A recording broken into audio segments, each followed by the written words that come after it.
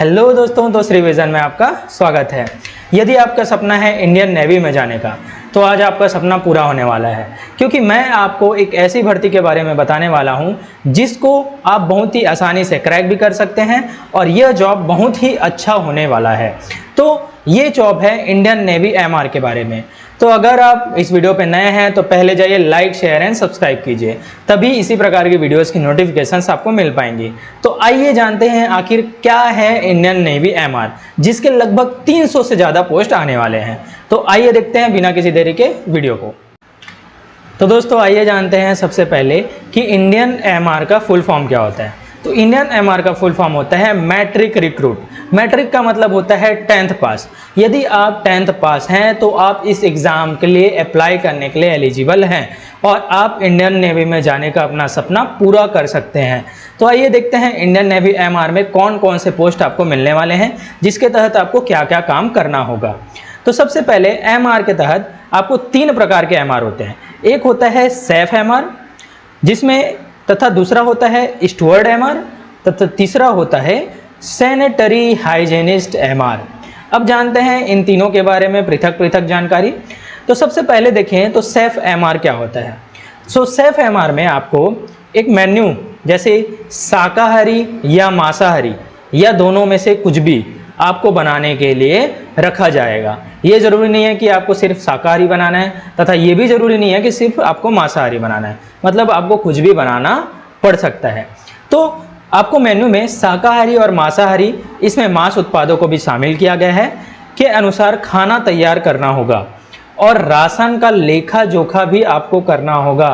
तथा इसके अलावा आपको हथियार चलाने का प्रशिक्षण भी दिया जाएगा तथा आपको उस यूनिट को संभालने की भी जिम्मेदारी दी जाएगी। अब दूसरा देखते हैं, दूसरा है स्टुअर्ड एमआर।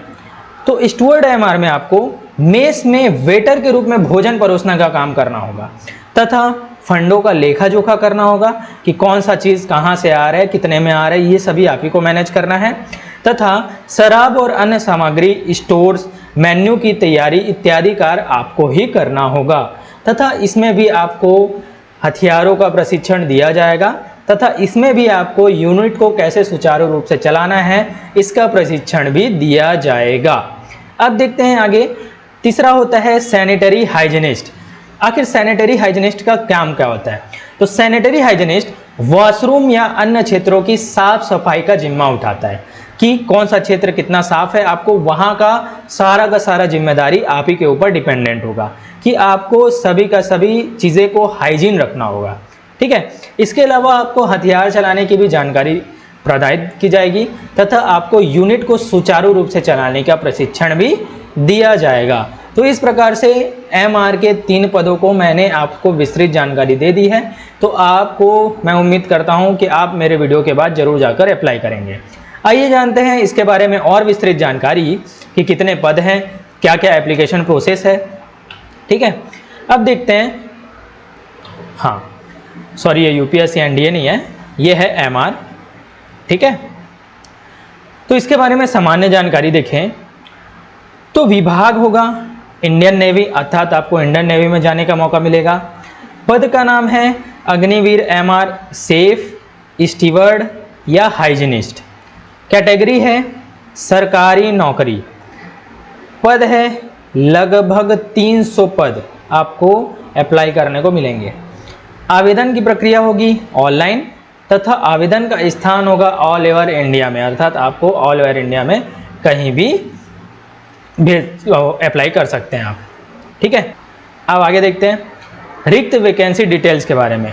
तो टोटल कुल पोस्ट है 300 पद, जिसके तहत अग्निवीर एमआर सेफ, स्टीवर्ड तथा हाइजीनिस्ट का पद है, ठीक है। तथा इसमें आपकी योग्यता होगी भारत के किसी भी मान्यता प्राप्त बोर्ड से आपको सिर्फ और सिर्फ 10वीं कक्षा उत्तीर्ण की होनी चाहिए, ये आपकी योग्यता है। अब देखते हैं आयु सीमा के बारे में कि आपकी उम्र कितनी होनी चाहिए। तो आपका जन्म 1 नवंबर 2003 से पहले का नहीं होना चाहिए तथा 30 अप्रैल 2007 के बाद का नहीं होना चाहिए, अर्थात आपको 2003 से 2007 के बीच में जन्मा हुआ होना चाहिए। अर्थात आपकी उम्र लगभग 15 से 18 वर्ष तक की होनी चाहिए, तभी आप इसके लिए एलिजिबल होंगे। अब देखते हैं योग्यता के बारे में। तो अभ्यर्थी द्वारा मैट्रिक की परीक्षा अर्थात क्लास 10th की परीक्षा न्यूनतम 50% के साथ उत्तीर्ण की जानी चाहिए। ठीक है, मतलब आपको 50% आना ही चाहिए, अदरवाइज आप इसके लिए एलिजिबल नहीं होंगे। तथा यदि आप विवाहित महिला या पुरुष हैं तब भी आप इसके लिए अप्लाई नहीं कर सकते। ठीक है, आपको ये भी बता दूं, अगर आपको ड्यूटी के दौरान अगर विवाह करना है तो इसकी भी परमिशन नहीं है। अगर आप विवाह करते हैं तो आपको इन फ्यूचर बर्खास्त कर दिया जाएगा। तो देखते हैं अब आगे शारीरिक मानदंड। तो शारीरिक मानदंड देखिए, पहले रिटर्न होगा, उसके बाद फिजिकल एक्टिविटीज़ भी कराई जाएंगी आपको। तो इसके तहत मापदंडों में पुरुष और महिला की अलग अलग कैटेगरी डिसाइड की गई है। तो देखिए, पुरुष वर्ग में 1.6 किलोमीटर अर्थात 1600 मीटर की दौड़ होगी, पुरुष और महिला दोनों में। ठीक है, लेकिन दोनों का समय अलग अलग होगा। तो पुरुषों को यह दौड़ 6 मिनट 30 सेकेंड में पूरा करना होगा तथा महिला को यह दौड़ पूरे 8 मिनट में पूरा करना होगा, जो कि अगर आप थोड़ा भी प्रिपरेशन करें तो आप इसको इजीली क्वालिफाई कर सकते हैं। अब आपको उठक बैठक, देखिए उठक बैठक मानना है तो पुरुषों को उठक बैठक मानना होगा 20 तथा महिला को उठक बैठक मानना होगा 15। फिर पुशअप के बारे में आते हैं। देखिए ये है पुशअप, तो आपको पुरुष वर्ग में 15 पुशअप मारने होंगे तथा महिला वर्ग को 10 पुशअप मारने होंगे। अब देखते हैं सीटअप। देखिए ये सीटअप कोर वर्कआउट होता है, तो आपको घुटने मोड़कर पुरुष वर्ग को 15 सीटअप लगाने होंगे तथा महिला वर्ग को 10 सीटअप लगाने होंगे। तो इस प्रकार से इसका फिजिकल बहुत ही ज़्यादा टफ नहीं है इंडियन आर्मी के तुलना में, तो आप इजीली इसको क्रैक भी कर सकते हैं। अगर आप लगभग 2 महीने भी अच्छे से मेहनत कर दिए तो आप इजीली इसके फिजिकल को क्रैक कर सकते हैं। अब आगे देखते हैं महत्वपूर्ण तिथियों के बारे में। तो आवेदन की शुरुआत होगी 13 मई 2024 से, अर्थात आवेदन प्रक्रिया शुरू हो चुकी है। ठीक है, और आवेदन करने की आखिरी तारीख है 27/5/2024, अर्थात आपके पास ज़्यादा समय नहीं बचा है। तो इस वीडियो के बाद तुरंत जाइए और इस फॉर्म को फिलअप जरूर कीजिए। परीक्षा शुल्क के बारे में बात करें तो परीक्षा शुल्क आपको आखिरी रूप से 27 तारीख को ही जमा करनी है, जो कि एग्ज़ाम फॉर्म भरने की भी लास्ट डेट है।